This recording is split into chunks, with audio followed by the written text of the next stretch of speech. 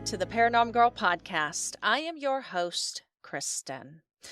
My listeners are in for an awesome show today. Investigator, researcher, and author of Sasquatch, Evidence of an Enigma 1, 2, and 3, Carter Buschardt joins us momentarily. We dig into a side of the Bigfoot phenomenon, which I've been very much looking forward to looking at. A far more strange and inexplicable side to the story. And what a storyteller Carter is. Y'all are in for a treat. But first, today's episode is brought to you by Manscaped. The season for a fresh cut is here with the sponsors of today's show, Manscaped. The leaders in below-the-waist grooming have launched their 5th-generation lawnmower to help you avoid another silent night in the bedroom. Take care of your special snowflake with Manscaped and watch your South Pole shine like never before. Get the best stocking stuffer of all by going to manscaped.com and using code PNG for 20% off plus free shipping. Mrs. Claus, well, thank you. Thanks to my partnership with Manscaped, I have personally enjoyed using all of the products that they have sent me this past year. I don't just say that I use them. I regularly use them because I like how good they are. I appreciate the humor involved. I love how good I feel, how good Lee feels as a result of working with these products. I completely understand, though, how hard it can be to swap out the old for something entirely new. But I have spent this year testing the trimmers, trying the formulas, and relaying to listeners the results and my personal opinions. If I didn't think people would love using Manscaped as much as I do, I really wouldn't be so passionate and creative about it. That's just the truth. I'm an Aries. We're built different, okay? So, look it. To borrow from my last guest, Steve Janier, look it. Every name on your Christmas list could probably use a little something special that you've heard me talk about on this show. You can zero in, be direct about it, and to the point, hand the hairiest nose in the room their very own Weed Whacker 2.0 nose and ear hair trimmer. The scruffiest of the bunch? Look no further than Manscaped's Beard Hedger Pro Kit. It comes with all of the essentials he could possibly need, such as beard shampoo and conditioner, or a boar-bristled brush for that salon-like treatment from the comfort of his own home, or stuff someone's stocking with the Shears 3.0 nail grooming kit. Hands down, get it? Hands down. The best clippers that I have ever used comes in this kit. Okay? Anyone in the fam about to qualify for Guinness Book of World Records because they've been letting them nails slide for far too long? This compact kit is stylish, perfect for on the go, and it comes equipped with the tools to rid them of all of their phalange sorrows. Remember, Christmas is almost here, but there is still time. Get 20% off and free shipping with the code PNG at manscaped.com. That is 20% off with free shipping at manscaped.com when you use code PNG. Say ho, ho, ho to a well-groomed mistletoe, or ears, or face, or hands with Manscaped. My guest is a true boots-on-the-ground Sasquatch investigator. He has published nearly 100 reports of encounters and sightings, interviewed over 400 witnesses, and counting, and he worked with BFRO for many years. His longtime special interests in this field include Sasquatch habituation, burial research, infrasound, language, and stick structures. You can learn all about his research, investigations, evidence, and his ongoing work with families who are experiencing visitation and habituation in his books Sasquatch, Evidence of an Enigma 1, 2, and 3. Please enjoy my conversation with Carter Buschardt. I am so pleased, beyond pleased, to welcome Carter Buschardt to the show. Thank you so much for joining me, Carter. Thanks, Kristen. Glad to be here. And I guess that $100 I sent you every week got me that really cool intro. So It cool. It's it worth it. it pays off. It pays off Yeah, it to be does. friends. Yeah. Mhm. Yeah. Well, I am just so excited to talk with you today.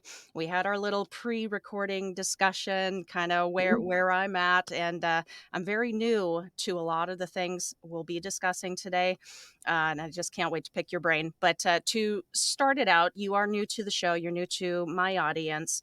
Would you just give us the synopsis, the intro, the bio? Who is Carter? Well, Carter Buschardt, I live in Liberty, Missouri. I've been researching since 2011, 10, 11, somewhere in there. I've led 4 expeditions for BFRO. I've had right at 100 reports published to BFRO. That's not turned in. They're actually, you can look them up and they're there. And so I consulted on 2 of the Finding Bigfoot TV shows, one in Kansas and one in Missouri, and both of those shows had some of my published reports on them. The witnesses were actually on the show. So uh, I started out as not knowing what they were or were not. I saw the first Sasquatch TV show In Search of with Leonard Nimoy, which showed the Patty film back in, I don't know, the 70s. Whenever that show came on, I was hooked. I saw it. Oh my God, you know. Yeah. Yeah, I just knew that was a real creature. I can't tell you why. I could tell you why, but that's a whole nother story. But it got me in there. So my wife and I went on vacation to Washington State, and this is how I knew it was supposed to happen. So we went there and went just out into the woods, heavy, heavy, deep, deep, deep woods. And this was the first year that Washington State had passed the marijuana laws. Mm-hmm. So you could smoke pot and do whatever. But they were chasing a lot of the growers out of the national forest there. Right. And so I had to go behind a tree to take a leak. I found a large ammo box chained to this tree. I'm thinking, oh God, I found somebody's stash.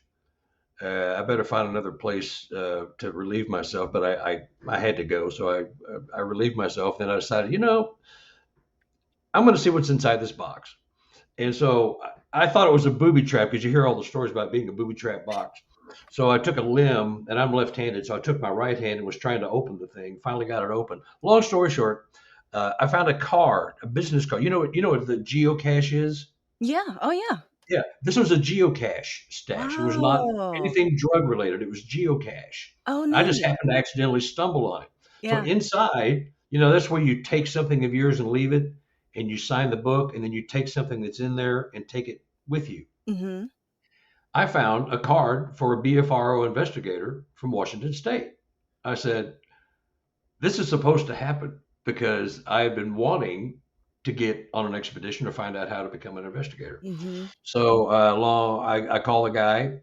I got hooked up with the guys here in Missouri and went on a couple of expeditions, became a researcher, became an investigator, started getting my stuff published. They fired the guy who was doing the expeditions for him here in Missouri and hired me. And so Oh, that's how I got baptized, okay. into the Okay. Sasquatch world. I said, I'm in. I'm in. It's cool. This is great. Running around the woods, chasing, a hominid, a gorilla, a relative of man, whatever it was. I was in heaven. It was awesome.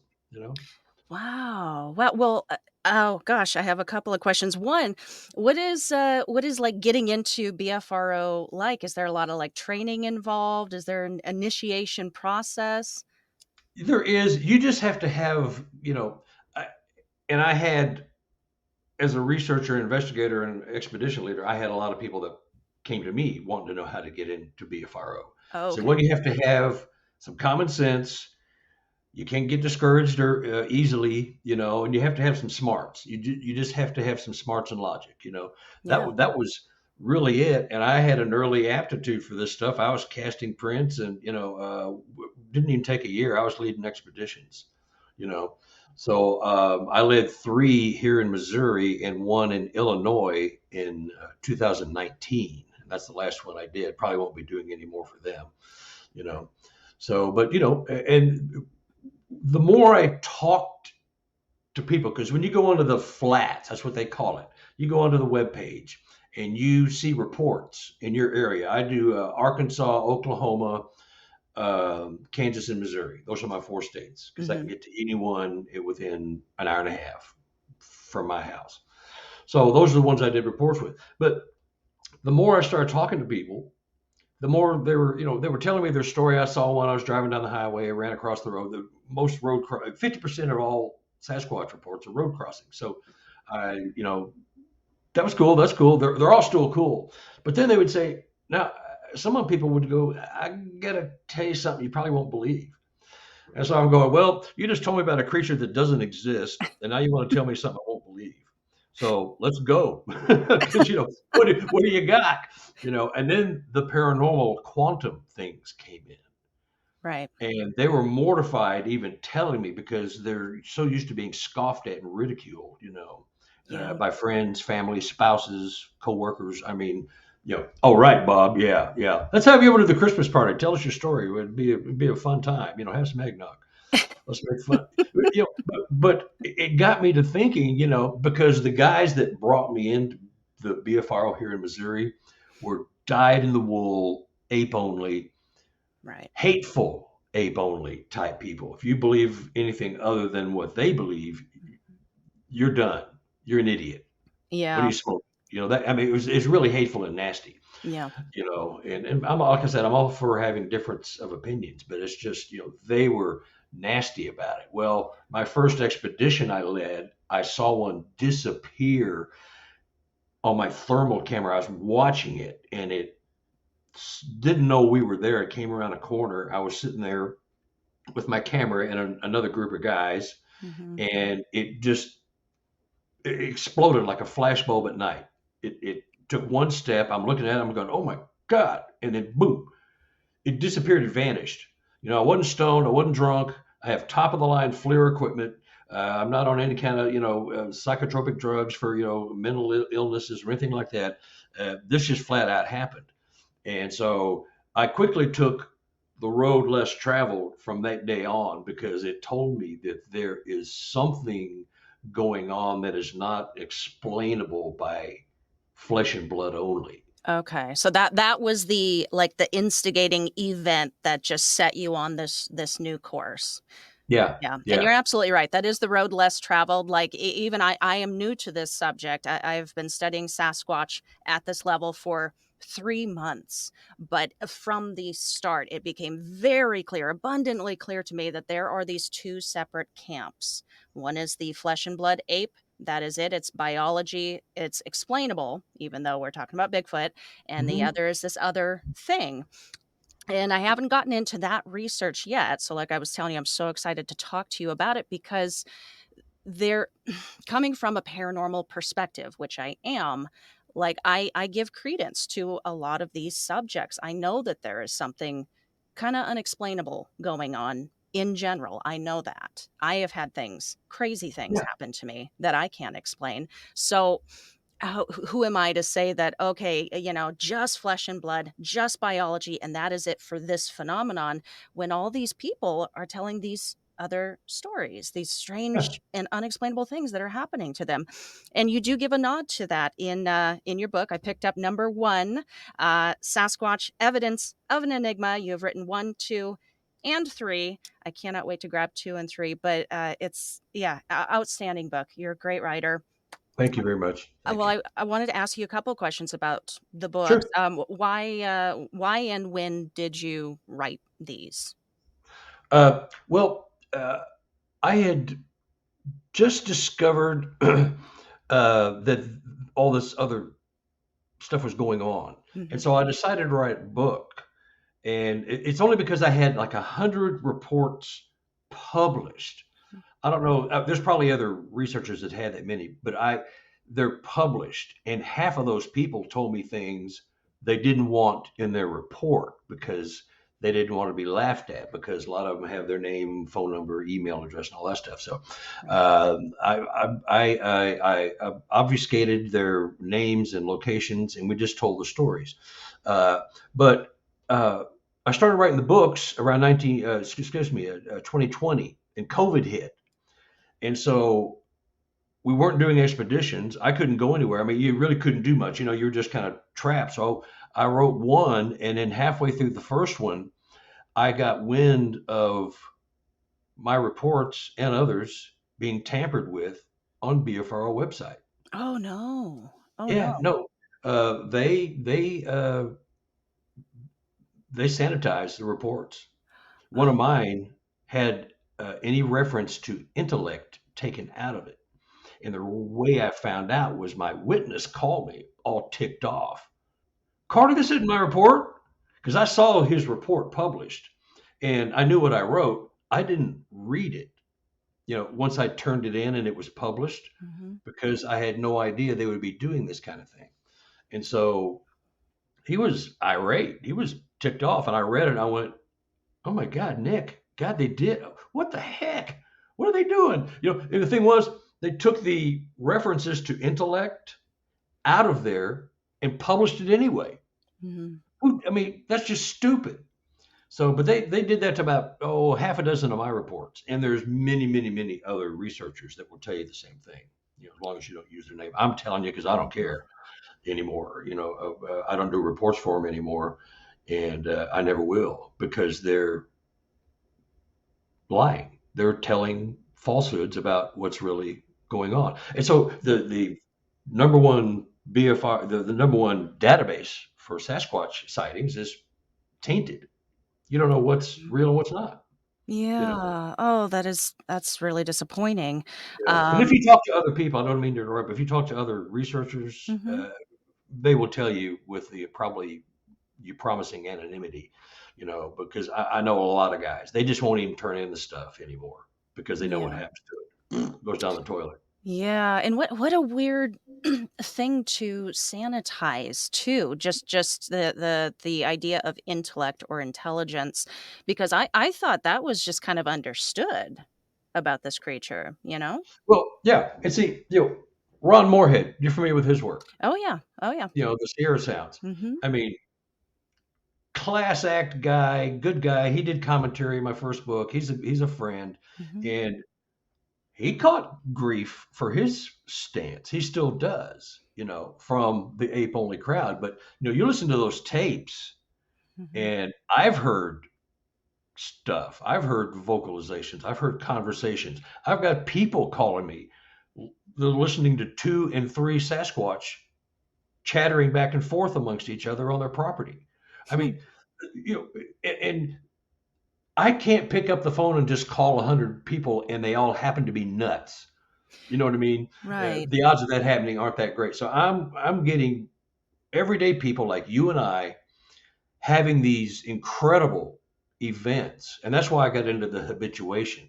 And that's the one I'm working on now. It's taking a while to get it out there, but the people that have these beings living on their property for anywhere from a year to Mhm. 25 years, spanning a Wow. couple of generations of the same family, Okay. Okay. they interact with them. They show them their babies. They watch them work in the field. Mhm. I've sat on the porch with one of my witnesses and had my name and yell thrown right back at me It was identical. It was my voice. They can mimic anything.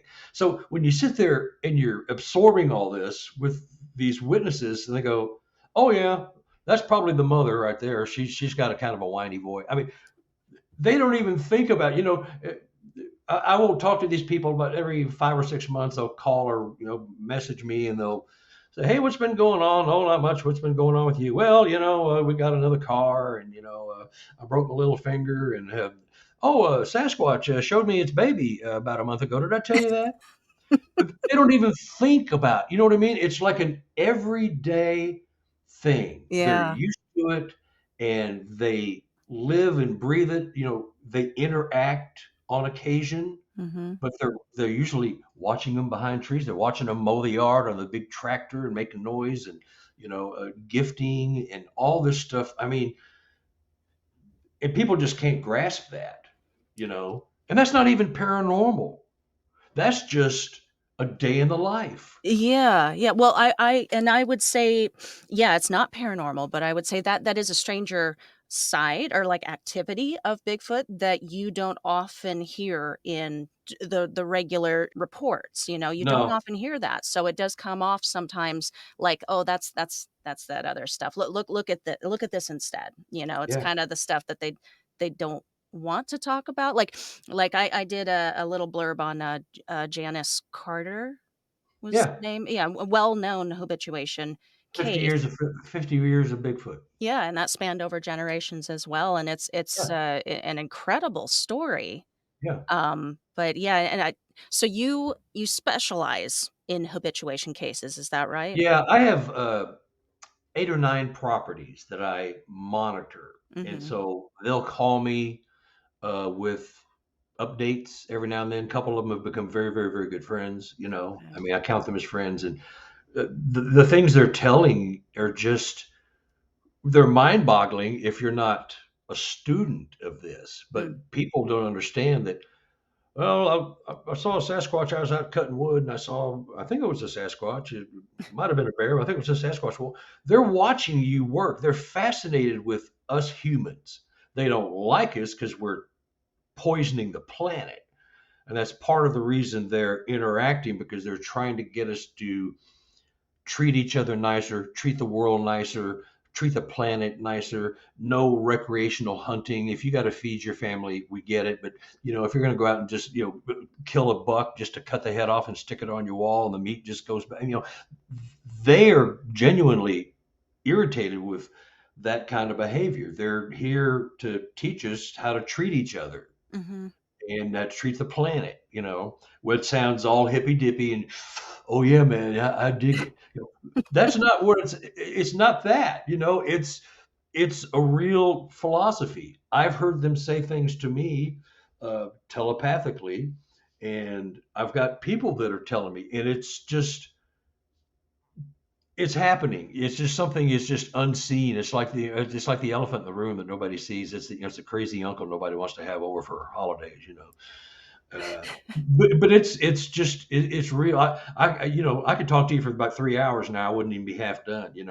I mean, because the stuff that is going on. Yeah, yeah. And I'm still getting a call or two a month or an email. Mhm. Hey, I heard you on a podcast. Right, Someone right. told me about your book. You're okay to talk to. You're not going to embarrass me. And I've talked to so many people, and I say, what I'm going to do, we're going to try to figure out what you saw. And if it's just like cut and dried and it was what it is, good. But if it's, we'll cover all the possibilities. And if we still don't have an answer, then you got something, you Mhm. know. Okay. But I'm not sitting there going, "Oh, you're nuts. You must have been smoking the good stuff." Yeah. How those gummies doing for you? I'm not one of those guys, because I believe it's happened to me. And my wife has been with me Mhm. as a skeptic who is no longer a skeptic. I She's took her. experienced too much Oh, to yeah, yeah, yeah. yeah. No, I took her to one of my research areas here in Missouri, and it was a friendly dissing. I have photos and reports on my desk, and she'll come in every now and then and go, "Oh, I'm glad you got a little hobby there, hubby." I go, "Don't you do that? Don't patronize me." Friendly wise, of course. Yeah. So I tell you, and she's an old Nebraska farm girl. So I said, "I'll tell you what, let's go to one of my research areas." And she's not afraid to pop a squat. She used to pull heads off of chickens and butcher them for eating it. I mean, she's a farm girl, so she's not a girly girl. So she went camping and got her hands dirty and the whole thing. Mhm. And you want me to tell you the story? Yeah, absolutely. Yes. Yeah. So uh, one of my research areas is in Ellington, Missouri. It's deep in the Mark Twain National Forest. It's just full of Sasquatch. And so, and this research area I took her to was the area I was at when I saw that one vanish on my thermal camera. It became one of my research areas. Hmm. And a really good witness who became a friend of mine, he just passed away here about a month ago. He had a Class A sighting when he was up in a blind very near where this Sasquatch vanished, and they stared at each other. And he saw him, and Tommy at the time had his bow, didn't have his gun, he had a bow. And he was slowly trying to pull the thing back because he wasn't sure if he was going to have to shoot her or not. And the first thing he told me was, Carter, I couldn't do it. It was too human. It was too human looking. I couldn't do it if I wanted to. You hear that so much. Yeah. Yeah. Hmm. And he's a religious man. He was a preacher. Hmm. I called him Preacher Tom. That's how I have him in my phone actually. And he just passed away here a while back. But I went squatching with him several times, and he had 3 Class A reports were visual sightings and Sasquatch trying to take their kill from them that they had strung up on a tree, a hog and a deer, and they gutted them. And they come to find out they were really after the gut piles because that's what they wanted. That's the higher protein. That's where the good stuff is. Yeah. Yeah. Yeah. And so, but anyway, that became my research area. So I took my wife there, and we parked, camped, had dinner. I took her so I had to go to this Area 14 is what I call it. It's Area 14. And so we parked my SUV. You can't drive down these little ravines anymore. They're really, really treacherous. They don't even allow 4-wheeler traffic because they were rescuing too many people on the jagged rocks. Right. The conservation department's not in the business of towing you out, so there's a big gate that you can't drive a vehicle down there. So we parked there. I backed my SUV up. We started walking down, and within like 5 minutes, she's going, "Okay, I'm done. I'm freaked." And she wasn't being like a girly, and I'm scared of the dark.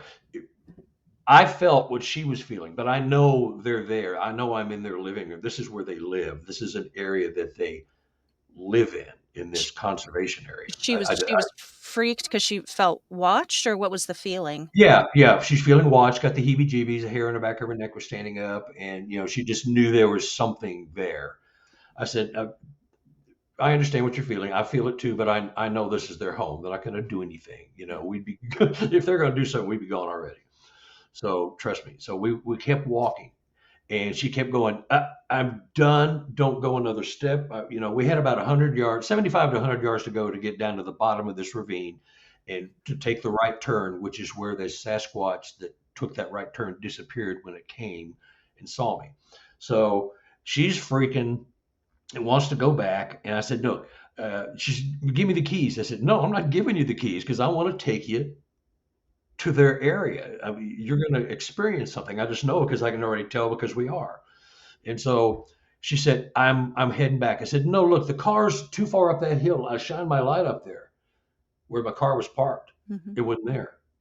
It was gone. I'm going, where the hell's my car?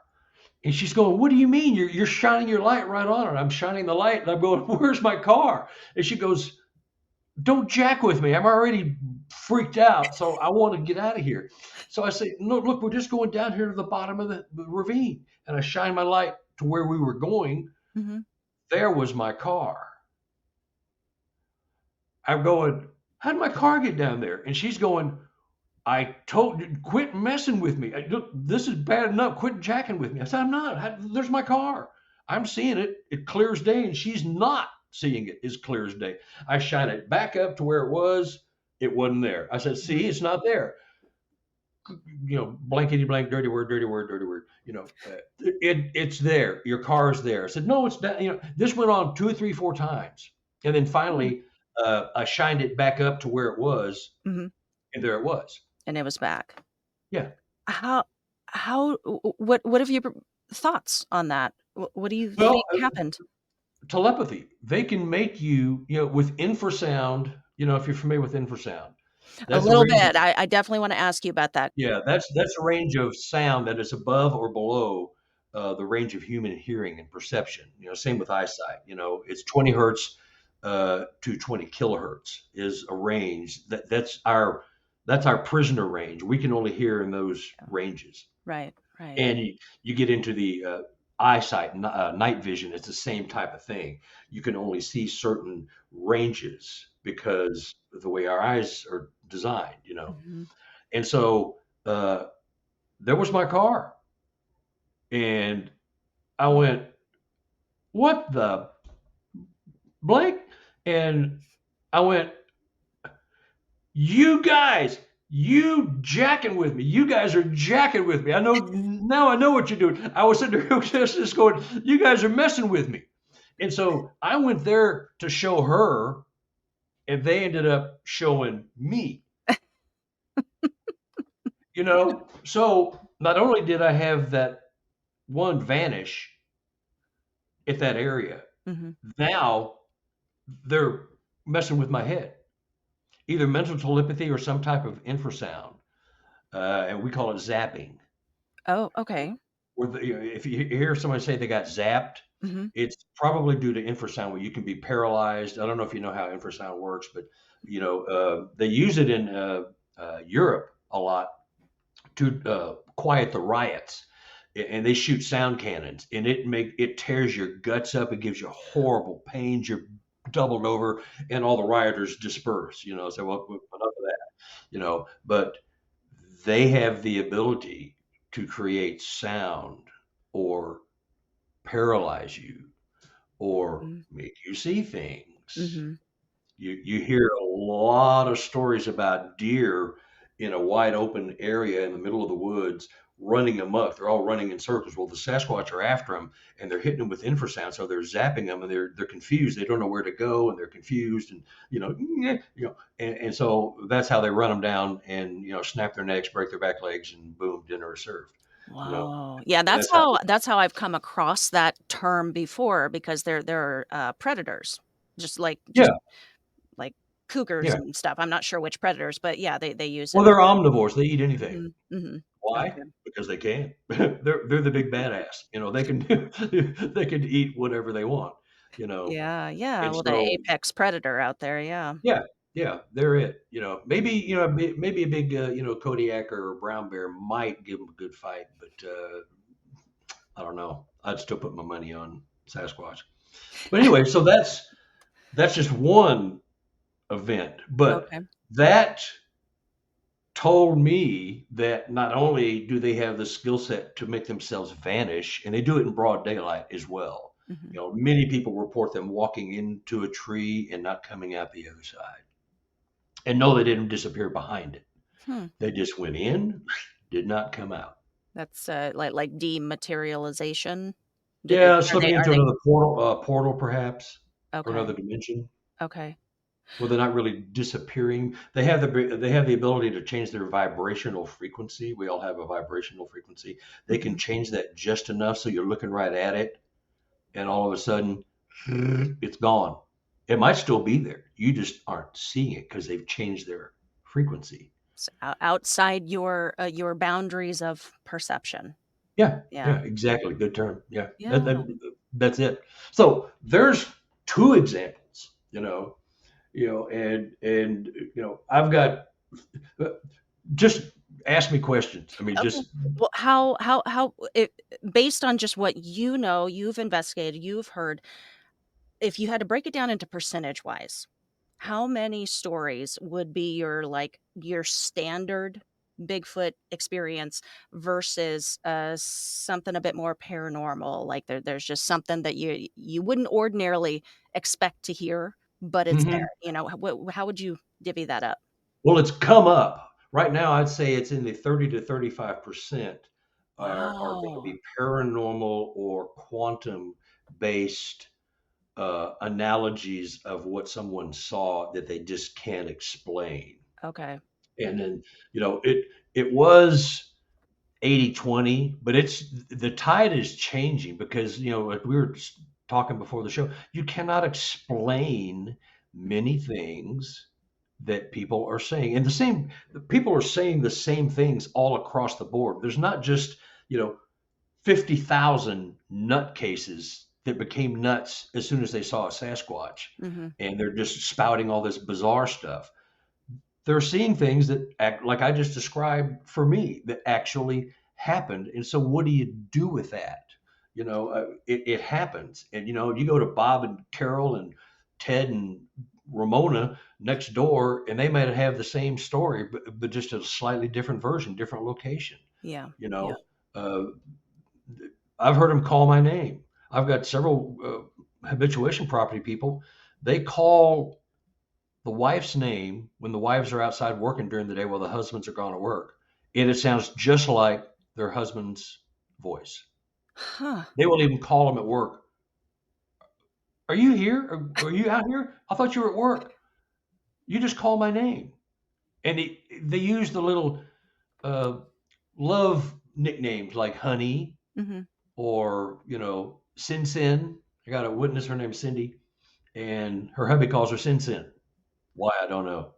You know, Maybe something that happened on the first date. I don't know. But you know what I mean? It's just Yeah. like it's just it's almost comical, but they know it now. And so now when she's out working in the garden, and one of the Sasquatch that's calling her by her name with her husband's voice is a young female.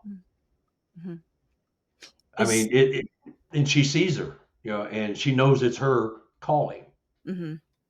but it's in his voice, and they're just messing with you Is that because they can. is that usual for them to be kind of like mischievous like that? Oh gosh, they got a heck of a sense of humor. Oh, they do. Oh gosh, yes. They Huh. have they have awesome senses of humor, you know. And uh, this isn't. I've got another really good story if you want, unless you got Yeah. questions. No, How no, long? How long are we on for? we can go as long as you have, as long as you want. I am thoroughly enjoying this, and I love a good story. So Yeah. I'll just follow your lead. Yes, please tell us. Well, here's one about understanding human nature. Okay. And I think this is a really awesome event. So I've got a witness family out in the Pacific Northwest. I'll try not to identify them because, anyway, uh, they're in their late 60s, early 70s. They have an adult son who is 50. He's on the spectrum. He's lived with them his entire life, Hmm. and he knows what's going on, and they know about the Sasquatch, but she has this incredible gifting thing going on with the Sasquatch people. I think it just blows your mind the stuff that they're doing back and forth. But here, when they first bought this property, they discovered that they had Sasquatch out there. A couple of neighbors whispered it, but they just didn't want to say it out loud. But then they started seeing and hearing things and went, the structures and stuff like that. And so, long story short, they're well aware and were when this stuff happened. So she goes out and they grow a lot of their vegetables and fruit Hmm. in the Pacific Northwest there. So apples and plums. Well, uh, one day she went out and they were going to pick the plums. The plums were all picked off the trees, not a seed left. Half the apple tree was stripped from the Oh, top down to the middle. So we're talking about 12, 13 feet in the air, yeah, yeah. all the way down to middle. We're stripped. She got pissed. She went off, said, "You guys, this is how we eat and feed our family. You can't be taking our food." She was just going off on them. Hmm. And so the next day, they Now her son, the one on the spectrum, they have this little fountain that's down near this gifting area. It's one of those fountains you can buy at like Lowe's or Home Depot. It's like a little koi pond. Mhm. It's got a little bubbly. It's got a little pump, and water is always kind of flowing through there. He went down there to uh, mess around with the foliage around there, to trim some trees and do some stuff. Mhm. And there's a rabbit in the pond with his head pulled off. That's how they, with rabbits and turtles, they just pop the head off for always. They just pop the head off and Right, eat it. right. Yeah. It was half stripped of fur, washed, and left in the pond. And Huh. that was, I'm sorry. Right. They took that as a gift Mhm. because they just got their butts ripped for taking all their plums. The next day, there was about a 6-inch perch also in the pond. There's not a creek anywhere near there. I'm talking about a little koi pond. You know how Yeah. big they are. They're Yeah. 3 foot by 2 foot. Oh, yeah. There's no where'd this perch come from? And her husband at the time was agnostic. He did not believe in Sasquatch. He thought she was nuts Mhm. because he was gone at work all the time and she was freaking out because she was there alone and hearing things. You know, so there's a 6-inch perch Mhm. still alive, swimming around in this pond. How the hell did that get there? Well, I know how that happened. One of these egrets was flying over the trees and it took it out of the one of the creeks and dropped it, and it fell 100 feet into the pond. That has to be how it got there. The egret's got some good aim. Yeah, come on, pal. He's since been baptized. So, but Okay. this was an example, Mhm. and you can only draw the conclusion because you try all the other things. Where would this fish have come from? Where would this headless rabbit have come Mhm. from? Where the head just popped off, Right, right. and washed and cleaned. It's an offering, it's a peace offering. So was the fish. It was an offering. Now they probably had to go 50 to 100 yards to these little creeks that are in there. They have some kind of marshland Mhm. at the back of one of their properties.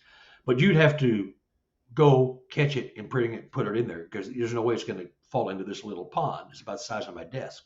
Right, right. So that was their first clue, the wife's clue anyway, Mhm. that she is interacting with intelligent beings that have a sense of right and wrong.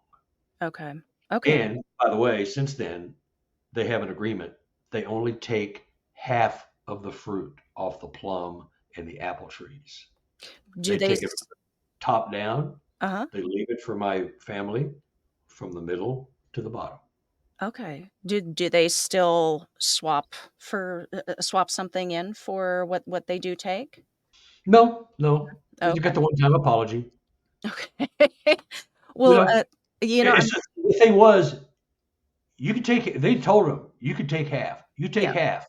Okay. You leave the other half for us because we're not selling it. We're canning it and doing whatever. Right. So that was, and they understood that verbiage. They understood what was being sent, either by verbal or body language and histrionics. Okay. Okay. You know what I mean? Yeah, yeah. And so, and this happens to other people too, other families. I mean, it's just, Well, is gifting the concept of gifting, is that primarily a habituation activity that only yeah, occurs with yeah. habituation? Mostly. Now, if and it is, I will do it every now and then if I'm going to be in an area 2 or 3 days. I Mhm. don't have time to wait around, but I know they know me, and Mhm. if they're in the area or sense that I'm there, they may come and throw a rock at me or throw a turtle shell at me or pine cones is a favorite projectile to get tossed at you, you know. But that is traditional habituation thing where you're gifting, and they really love human food. So if you can gift them human food like apples, bags of apples are a Mhm. big deal. Oranges they don't really like because it's kind of bitter. Bananas they love. Hot dogs. Yeah, yeah, Soy peanut butter. butter, the story you have in the book of the peanut butter, that was that's a Yeah, crazy story, it's so yeah, cool. Yeah, yeah. But it's real, and researchers use that all the time. I mean, if you study it at all, I know you do. I mean, you'll see that the things I'm talking about are traditionally done with researchers and habituation folks. yeah, yeah. You don't want to get into the habit of feeding them. Like a lot of people go out and take all the table scraps, like roasted chicken and steak and beets and baked potatoes and whatever's out there, and they get addicted to that stuff, and they get really ticked off if you quit, and they'll come slap on your house or growl or throw rocks and tree limbs on top of your roof and say, "Hey, where's my food?" Is that what I was looking at some of the photos you shared. I don't know if you wanna talk about those yet. You shared an interesting photo of a handprint. Yeah, that goes with a but which handprint? Is that the hand It's the photo on the trail the camera? the hand by the door. Okay, that goes with the face I sent you Okay, do and you want me the to pop that up here and we yeah, can yeah, chat yeah, it yeah. out? That is an awesome story as well. Alright, yeah, let's look at this guy. Okay, Yeah, what's the story so behind this? my family, they have a semi-large farming operation. They grow their own food, but they also grow to sell at farmers markets because that's how they make their income. Okay. A good portion of their income. Mhm. So they have, you see that plastic, it's that loose sheet plastic, Yeah, but it comes in those big, big rolls. It's really heavy duty plastic, but it's still pliable. right. And they have these, you know what a Quonset hut is? The I'm not kind of, familiar, uh-uh. a Quonset hut is kind of the military buildings that are kind of arched, curved like this, Oh, okay, and okay. they're like they call them Quonset huts. They're usually made out of metal, but Yeah, they just have metal frames and they stretch the plastic over it, and they grow their food inside okay. to keep it from the predators and the elements.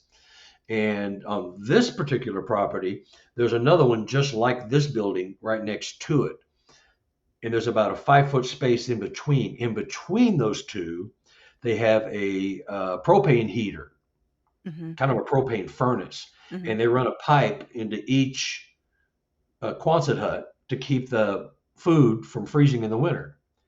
And so you can see a lot of the lines and stuff in there is moisture.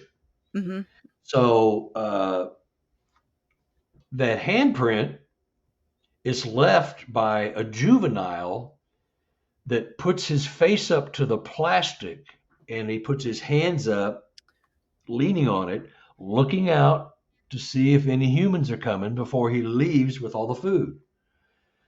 That's the juvenile. That guy there, he's probably bigger now. 6.5 feet tall is what they estimate. Wow. Yeah, yeah, I'm just gonna That is mhm. that picture is from the outside of the greenhouse, looking inside. That face print is the Sasquatch pressing its face against the plastic on the inside, Yeah. looking to see if the coast is clear.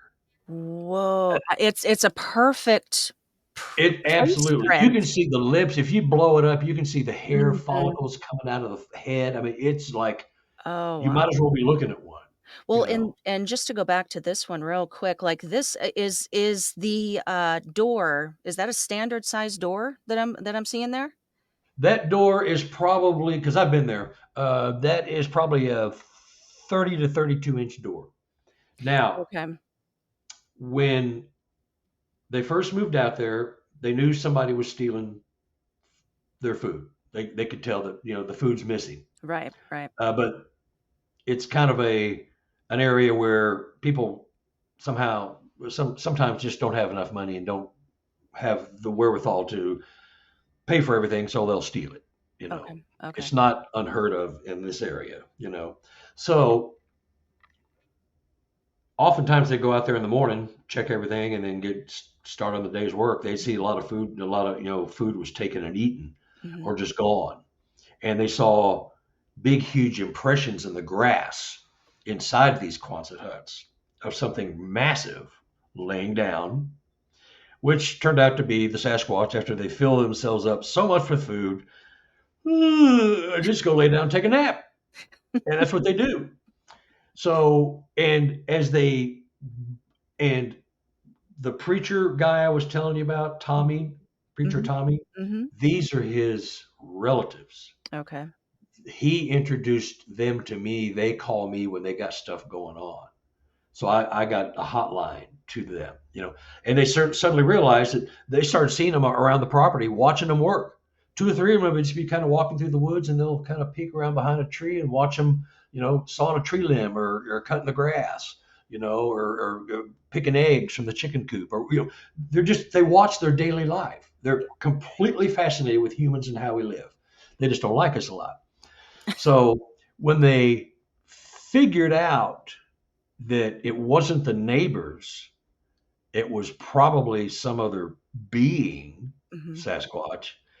That's when they put the doors on, because the thing was just open, and they would put a sheet of plastic over it during the winter, but only a piece of plastic while the heaters were running. They run all night, and so they realized, well, that plastic wasn't stopping anybody, so they put the door up. Okay. So now, where this face print comes from, uh, one night, motion lights went off, woke up the kid. Now, the kid, he's about 21, 22. He's the one that kind of takes care of most of the stuff, and he deals with the Sasquatch mostly, although Mhm. the rest of the family has seen him. So the lights go on. He's going, okay, that's it. I'm going out. So he grabs his phone with his flashlight on the phone. He runs out after the motion lights go on to light up the whole area. Woke him up. He's running toward the greenhouse. As soon as he gets outside his door of the house, he hears this unbelievable Sasquatch roar off to the left in the woods. He's about halfway to the greenhouse. He hears another loud Sasquatch roar off to the right. Right as he's getting there, he hears a scream from inside the greenhouse. Uh-huh. He opens the door, and this Sasquatch runs right by him. They brush. He could have kissed it. It was that close. It brushed up against him, Whoa. Whoa. and it was. Sometimes I get teary when I tell these stories because they're so Yeah. emotionally draining to everybody. When I'm hearing them, I'm really just getting emotional from happiness. But Mhm. it brushed up against him, and he said, "That's the one. That's the juvenile." You could tell because it wasn't. They're not filled out yet. They're kind of tall and scrawny.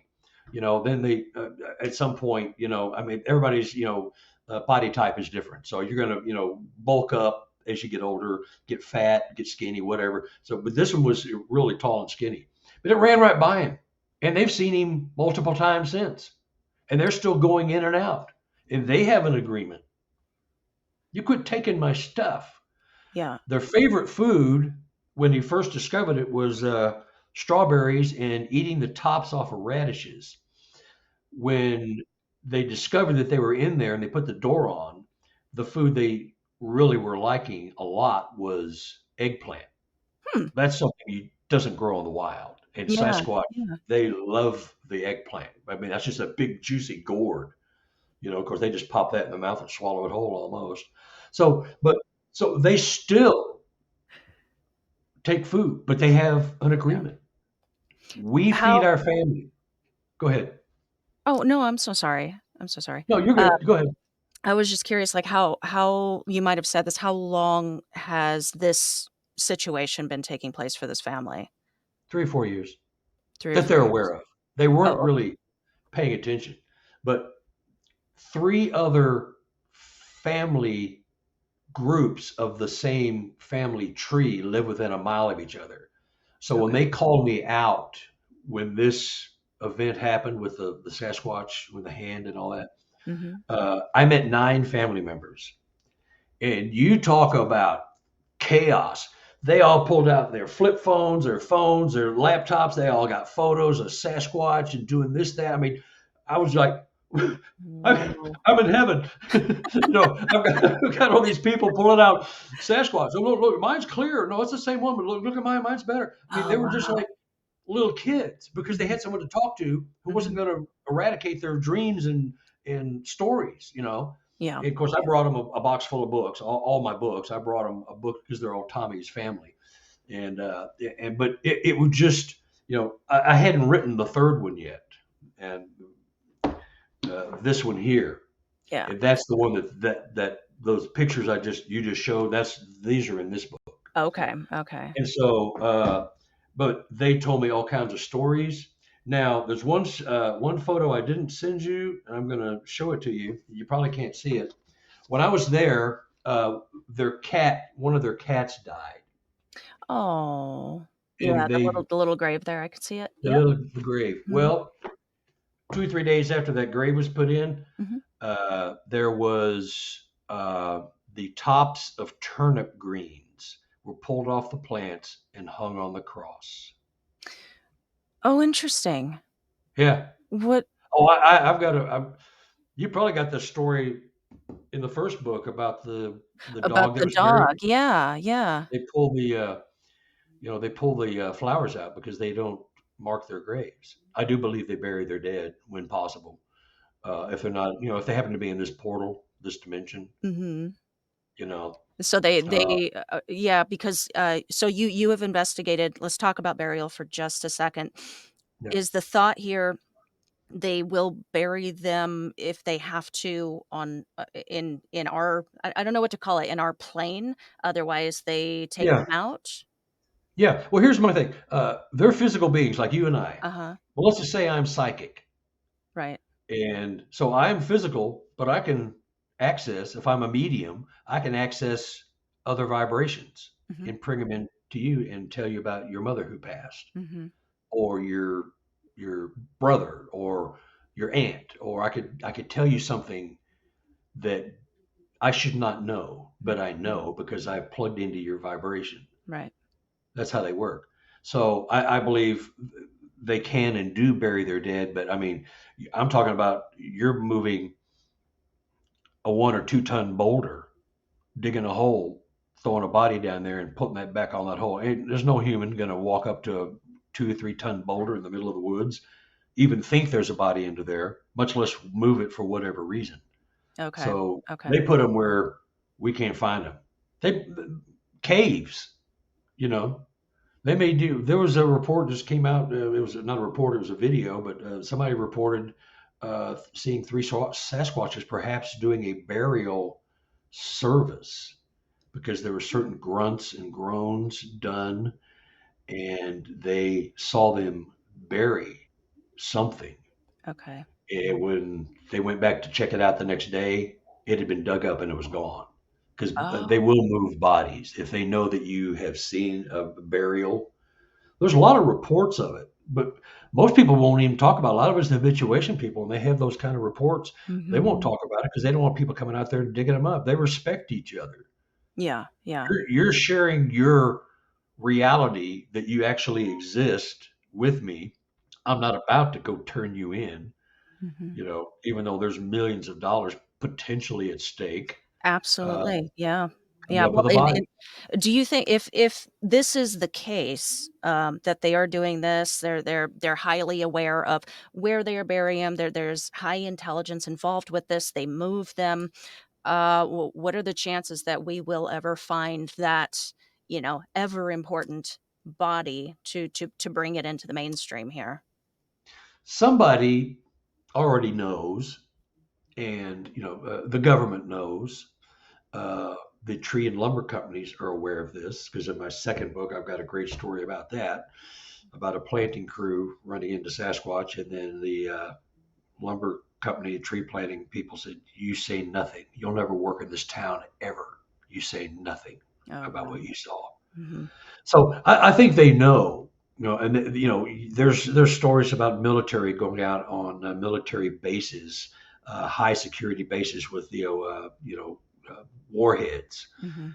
and Sasquatch are on the property, hunting them, sometimes killing or at least running them off. There's all kinds of stories. Huh. You just can't say no to hardly any of this. Yeah, yeah. I've got stuff I could show you now to curl your hair, but I can't show it because it was given to me with the promise that I'm not going to show anybody. I Right. might show it, but I'll never ever share it electronically. Yeah.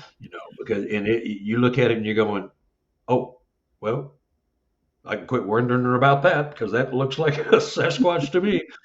You know, Yeah. and this, Here, I'll throw up a still of it here. People can. yeah, Here we go. There we got 3. and that's another family. Mm-hmm. Now, this property, um, can you pop it back up? Do you want the cover of the book or the picture of? Do the picture. Oh, Can you put the two separate? Okay, perfect. Okay, so I'm showing this. mm-hmm.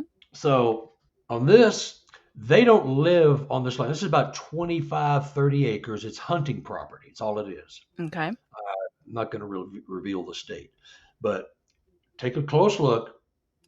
You see the shadow going behind this is the preacher. This is the town preacher here. He doesn't own the property. But he's allowed to hunt it to help feed his family because preachers don't make much in the little towns. Mm-hmm. So you see the triangular shadow going behind him. Yep. You see the tree, the horizontal felled tree that's behind him. Mm-hmm. That dark thing in the right back there, everyone says that's a Sasquatch. Well, it's not a Sasquatch. It's a tree blind. It's a ground blind. Oh, okay. I didn't even notice that before when I was looking at it, Well, yeah. See, but I'm but glad a you lot of pointed people it see out. that. Well, that's got to be a Sasquatch. I see that. No. It's not. I'll tell you what it is. I could have made it more exciting, but I'm going to tell you the truth. And to the right of that is a little corn feeder. The corn feeders the hunters use to disperse. Yep. They have it set up and it'll automatically throw corn out, so you get the deer. Mm-hmm. And then they get their shots. Their photos. So on this day, he wasn't. He had his gun with him, but he wasn't hunting. About every couple of months, they go out and change all the batteries. They got about 32 cameras, 33 cameras in this one area. They go out and change the batteries, get the SD cards out, swap out the SD cards, Mm-hmm. take the other SD cards back home, get all the photos off, so they can see, where the hunting is if they move to one area or another. So that's what he's doing. So look closely at the timestamp. What time does that say? Oh, okay. 15:12:36. Yeah, that's 3:12:36 seconds. Mm-hmm. It's 3:12 in the afternoon. Mm-hmm. The year is wrong. You got all those cameras. You're not going to reset the date. No, nobody cares about that. Right. Right. But the time, they just want to know what the time they're showing up. So you got all that in your head. Mm-hmm. Now pull the hand up. Okay. You're so good at that. Look at that. I'm too sometimes pull things up too early. Yeah. Okay. So now you see the shadow. It's not quite as pronounced, but it's still basically there, right under the handprint. Right. Okay. You see that tree, horizontal tree that was down behind the other one. Mm-hmm. Of course, you can't see the part where it's kind of going up because the hand's blocking it. You see the trees in the upper right, they're all moving to the right. Blurry. Yeah. It's because it bumped the camera. Look at the time on this one. Tell me what time it is. 3:12:40. 4 seconds. Huh. 4 seconds. Huh. It's the same day, same location. Yeah. This being showed up 4 seconds after the preacher tripped the camera. He never saw it. He never sensed it. He never heard it. My theory, unless it's incredibly stealthy, which is entirely possible, is that it materialized and bumped the camera. It landed when it came into a physical form. It landed virtually on top of the camera. That's why the camera's blurred. It looks like it's moving. The shadowing is different because it's bumped. Okay. Can I clarify something though? I'm just curious. So with trail cams, I'm not as familiar with trail cams and how they work. I know they work on sensors. They'll snap the photo and then they'll snap a photo after. But like, what's the span of time? Are they on a timer? Do they just go snap, or is it like? It depends on how you set them. Oh, okay. This one was obviously motion triggered. Mm-hmm. So and a lot of time you can put it on burst. So if it gets tripped, it'll take anywhere from 4 to 10 photos, like you were doing. Click. Yeah. This one, and it's so close, it's blurry. I Right, mean, it's right. on top of the camera. It bumped the camera, is my theory. And I'll firmly go to my grave with that theory. It bumped the camera, Mhm. and whether it was physically there and he just missed it. Mhm. He's the town preacher. He has seen other Sasquatch on the property. So is the property owner. That's why they call me out there. In fact, I got called out there. The reason I met them is because they called me and sent me that photo. I said, I'm packing my stuff and I'm on the way. I'm coming to see you right quick. Yeah. But about a week before I got out there, a producer buddy of mine in Florida called me and said, "Hey, uh, I can't remember who it was, if it was Science Channel or somebody. They wanted to do a story on one of my published BFRO reports." Mhm. And because it was habituation, and they had a lot of sightings and some really interesting, very interesting stuff. And I've known these people for a while, about 3 or 4 years. So I called them up and told them, I said, "Hey, these people might want to come out and film a little thing on your sighting and your stories." Well, we want money. We want. I mean, they just went bizarre on me. They started demanding money and gifts and clothing to be wearing for shooting the video. Uh-huh. And I said, guys, that's not how it works. I mean, they just like your story, and they just want to come out and interview you, and you won't be on camera. You'll be have your back to the camera because they didn't want their faces on, so they'll film you from behind. Mhm. And so they just got real obnoxious. And so I called my guy back and I said, "Hey, I don't know what's going on with these people." But I found out later why. Somebody else wanted to film one of their events, Oh, okay. and Okay. they promised them this, that, and the other. Mhm. And they didn't get what they were promised. I found out later as well. So I called him. I said, "Hey, they don't want to do it.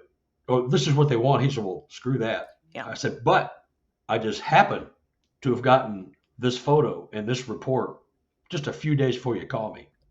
Same state, not that far.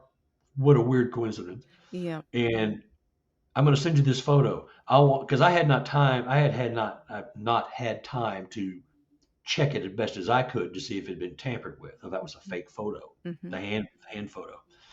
So I said, have your camera people take a look at that and see if it's been tampered with. Because I have programs. You can have programs where you can see if things have been pixelated or tampered with. Sure. You can tell if somebody's tried to jack you around.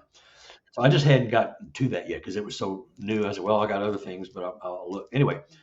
They called me back about an hour later and said, we're on our way. Wow. Sold. Sold.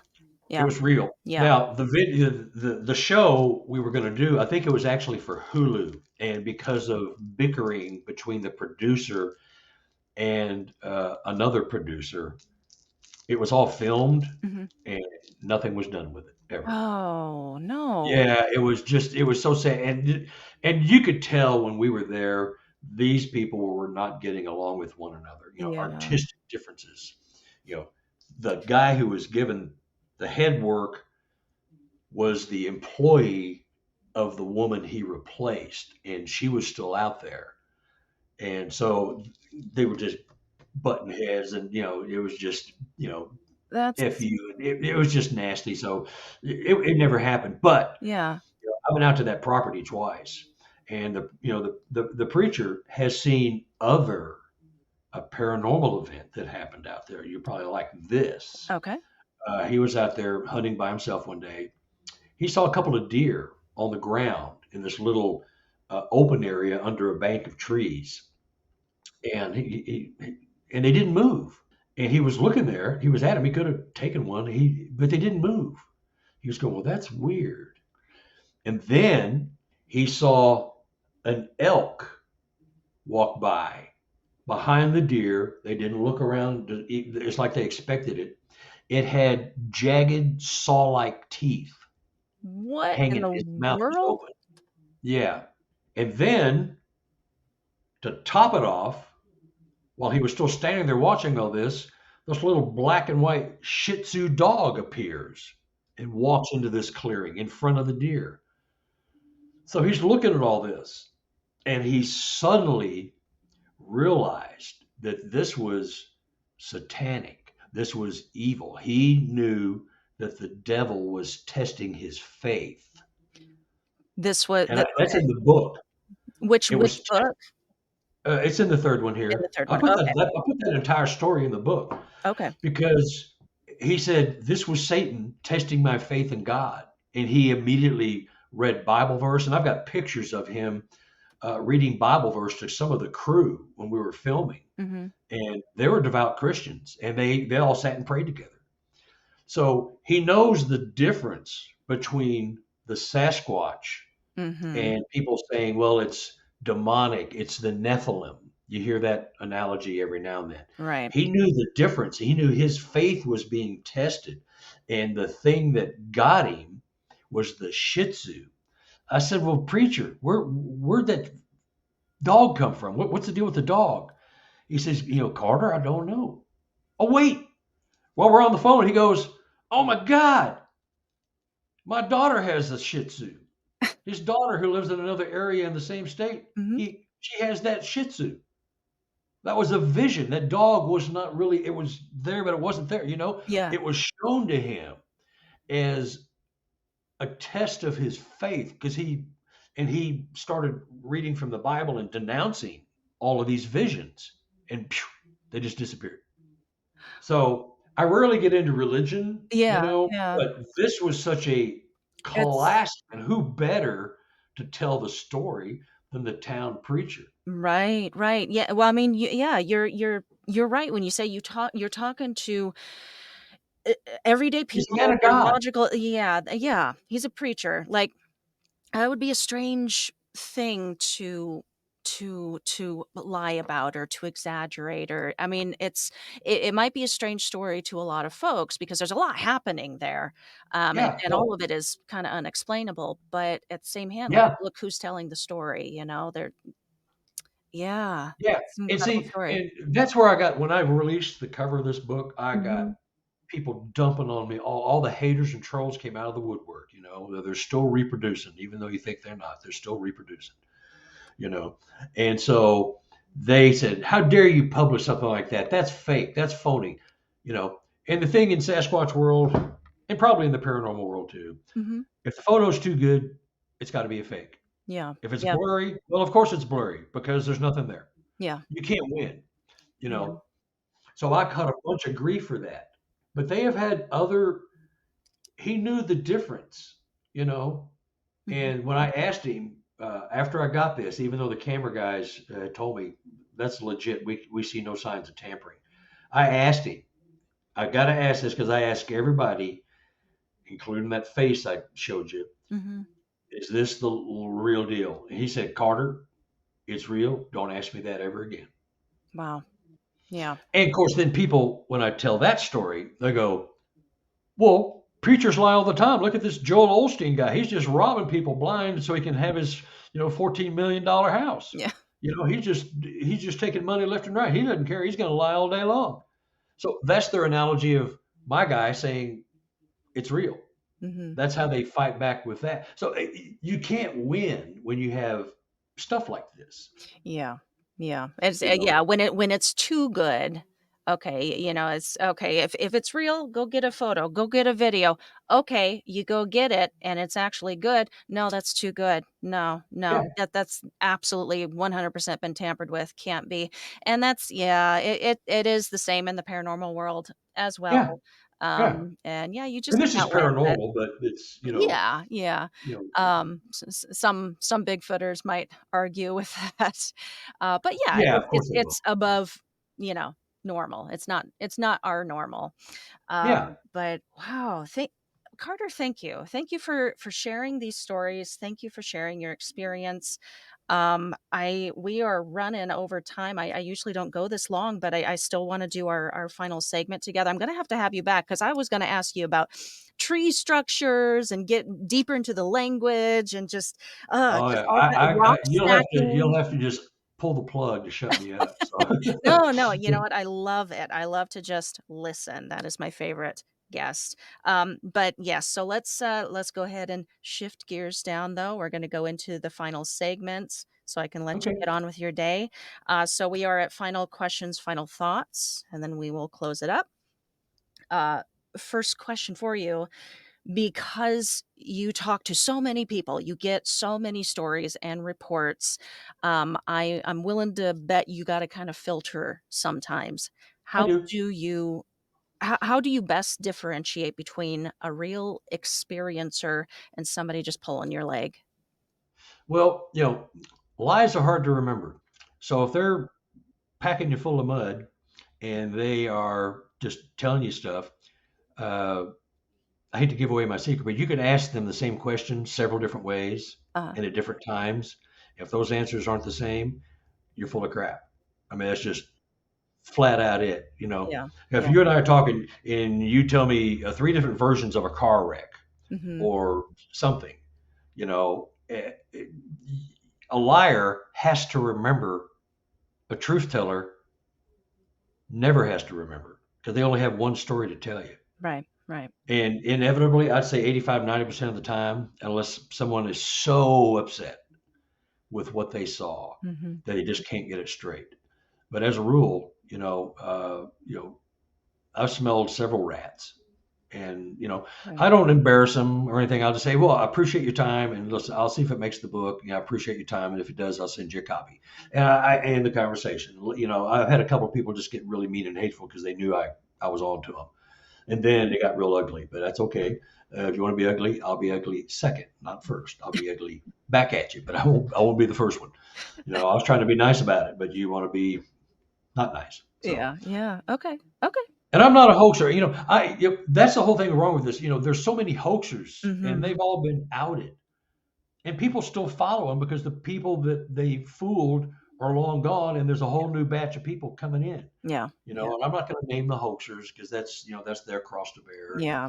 maybe one or two of them are not hoaxing, but they're just really bad storytellers who don't keep track of their evidence. I Mm. don't know, No, but I've got a special place in my heart for some hoaxers. I am yeah, aware of, yeah, a bunch, yeah. especially in this field, and it just irks me to no end that the preying on people's willingness to believe so much that they Yeah. don't necessarily stop and question it. And I can't stand that. But Yeah, yeah, people want to believe so bad yeah, that they'll yeah, just glom onto anything. absolutely, Oh, that's so cool. That's so cool. Look at that. You know, and I'm going, God, I've seen that picture 5 years ago, and it's a phony. It's a fake, right. but it's making the rounds. They all keep making the rounds. You know what doesn't make the rounds? My pictures. Because well, they're the real deal, whether Yeah. you like it or not. Mhm. Yeah. All right. Very cool. All right. Second question. So we didn't really talk about this much or touch on it during the thing, but I still want your thoughts on this. Um, there's a little bit of a darker side that you hear about Sasquatch in regards to pet dogs and them hurting them or killing them. I've Yep, come across multiple stories like that. they don't Um, like dogs. They don't like dogs. Okay, No. okay, that was part of my question. Is it true? Why do they do it, and what can we do about it? I mean, my dogs are my family. Yeah. Well, don't send a lot of this happens when people are out in the woods, they got their dogs with them, Yeah. off a leash. Mm, They hear or see something or smell. And if they don't run for cover, half the time the dogs are scared to death and mm, they know there's an alpha predator. They don't know who that is, but they ain't going to mess with it. yeah. The other half, hunting dogs, they go run after whatever's out there because that's their job, that's their skill. I'm Mhm. going to hunt and point to the animal so you can feed the family, Mr. Owner. And you hear yelping and screaming and then silence Mm, yeah, yeah, because and so they don't seek dogs out. But if dogs are yippy dog ankle biters or just they're calling attention to you, the mhm, Sasquatch, mhm. they'll either run them off or and on some occasion they kill them. Yeah, okay, okay. I mean, that's it, because they don't want to be found. Yeah, So if this yelping little blue heeler dog or a little cockapoo is running after this Sasquatch, it ain't gonna end good. Okay. All right. It, I will stand by. They do not just come into your property to To like kill take them or kill them. anything. Yeah. Yeah. Okay. They kill for food Yeah. or preservation. Okay. All right. So it's on us, people. Keep your dog on a leash. Get him some Yeah, training. yeah, Yeah. pretty much. Yeah. All right. And final question for you. Because you run into this a lot. What can those of us that are open-minded to this subject, what can we personally do to lessen the stigma? Well, if you have a web page or you're in the business, the paranormal, podcast business, Mhm. you can just state your opinion, Mhm. whether it's on a web page where it's just typed in and someone can read it regarding Sasquatch. I'm of the belief that, and just put it out there. And my whole thing, because people are being transformed daily from apers to paranormal. Mhm. And so if you just put that out there, and you can also say things like, have an open mind. You don't have to believe Carter, all the things he just said. Just consider them Yeah. and do other research if you're interested. Do other research that parallels the paranormal or quantum aspects, and see if you have an open mind. An open mind doesn't mean you believe it. It just means you consider it. Mhm. I think I put that in one of the books, like Yeah. about Yeah. 25 times. It's just like it's my broccoli, it's my Brussels sprouts theory. You go to somebody's house and they feed you, Brussels sprouts. You hate Brussels sprouts, but you don't want to insult the host, so you kind of spread them around on your plate and take a partial bite and spread them around. Looks like you've been eating them, but you really haven't, so you don't hurt their feelings. So you can do that. Just consider it, and nobody has to know you're considering any of this. But we're not going to get anywhere if everyone keeps being so hateful, Mhm. because you can have, you and I could be totally on opposite ends of the spectrum, but we're having a respectful conversation. You say, well, I've just never seen that, I just can't grasp that. I Mhm. said, well, one day, Kristen, you will. One Yeah. day you will, because one day you'll have, if you're out in the woods enough, or even at home, you'll have an event that makes you question, Yeah. or Yeah. somebody and love and believe deeply Mhm. tells you they saw one and it just vanished, or it spoke to me in my dreams. And that kind of stuff happens. I have them disappearing from physical form into orbs and appearing in physical form from an orb. Usually they're blue. I have a great story with my wife in a blue orb, Hmm. and but that'll have to be for another show. That's this book. Okay. That is number 2. Yep, Yeah. and that is it's an awesome story. It's a lot of times when I tell that one, I start getting all teary eyed, because it's like it was the moment I made contact with these beings, and they contacted me. They contacted my wife at the time they contacted me. They contacted her with a blue orb flying around our bedroom, and I was still over in Illinois leading an expedition. Whoa. Whoa. Yeah, it's one of those stories that it gets you, you Okay. know. Okay. Yeah, and I'm making that. it was the moment that I have to tell the whole story but it's like it blows your mind. It blew my mind, you know. Okay. All right. I'm right. I wrote down orb story. I'm going to ask you about that next time. Yeah, well, it's in the second book.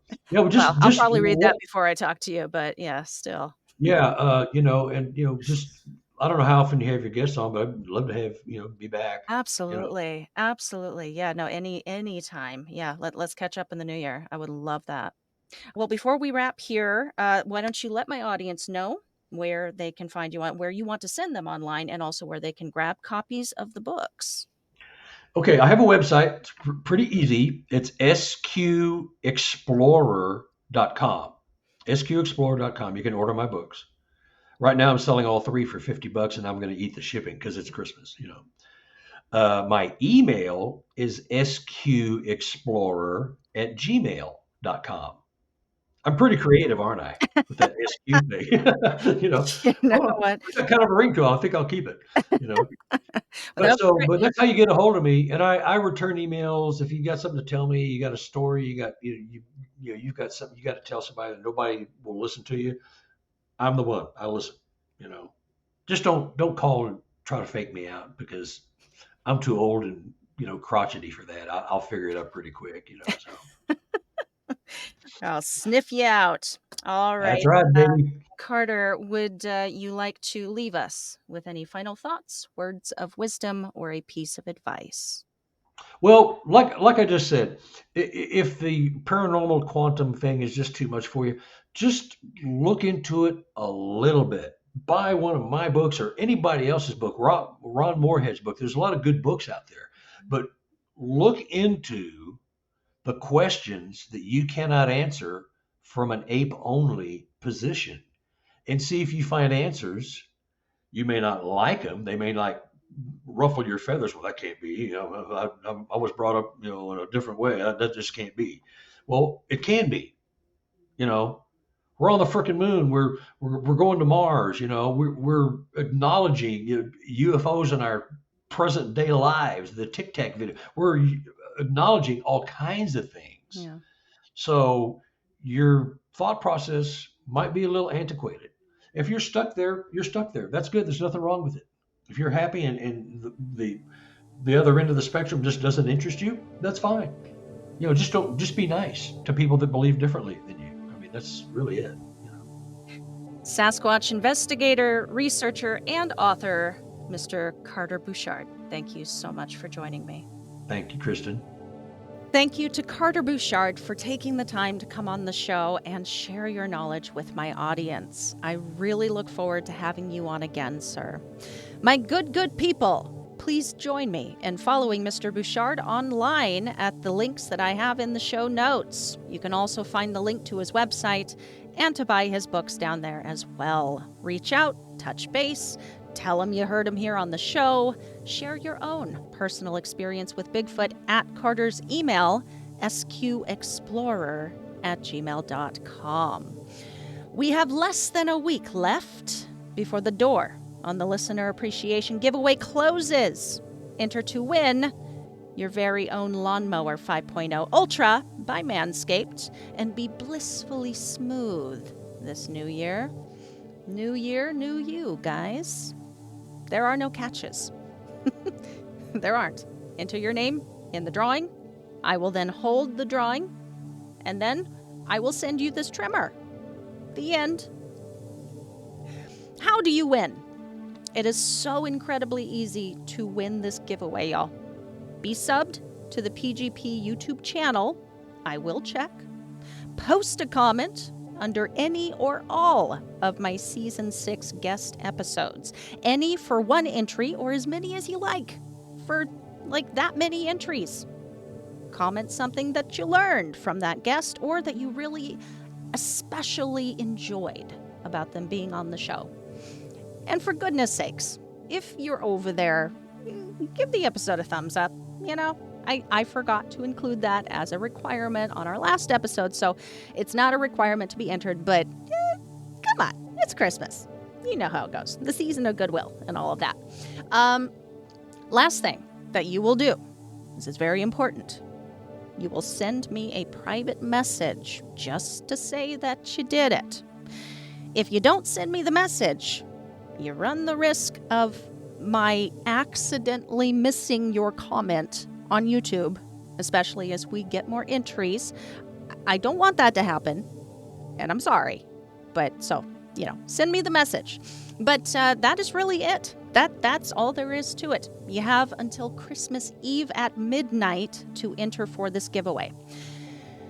Now, last week, I mentioned I would share some cheat codes for you guys. I am not sharing this info on my socials. It is specifically for those who take the time to listen and watch these episodes. Here it is, Christmas Carol style. You will be visited by 5 extra opportunities to enter your name. 5 more entries, y'all. You ready? The entry of Christmas present is happening right now. You're listening to it. 3 entries of Christmas past occurred during the only live stream this show has ever done. Took place near the end of October. You might have tuned in for it. And 1 final entry of Christmas future is taking place this Friday. Keep them lips sealed, guys. There's 5 extra entries for my listening and viewing audience alone. All right. Thank you. Thank you all so much for tuning in today and for tuning in every episode. I sincerely appreciate you guys. A special thank you to the patrons of this show. Because of your support, I have recently been able to order a new pair of studio headphones that I have desperately been needing for quite some time, because these old things are old and falling apart at this point. So that needed to happen. I was also able to pick up some more research material for this season. There is so much to learn about this phenomenon, and a lot of that really meaty information can only be found in the expertise of the words written in a book somewhere. So I thank you, patrons. Thank you so much. You really do help keep things chugging right along over here. Everyone else, please consider becoming a patron of this show. I am going to start offering a new perk on Patreon. The breathtakingly elusive ad-free episode. Completely. None of the ads, all of the education. And you will, of course, enjoy all of the regular perks, early access, special video messages from yours truly, announcements and developments, sometimes months beforehand, free PGP merch, and more. There's more. So go check it out. That is a wrap for today. I shall see you guys back here on Friday for a December bonus episode with Gregory Fedora of the Fedora Files.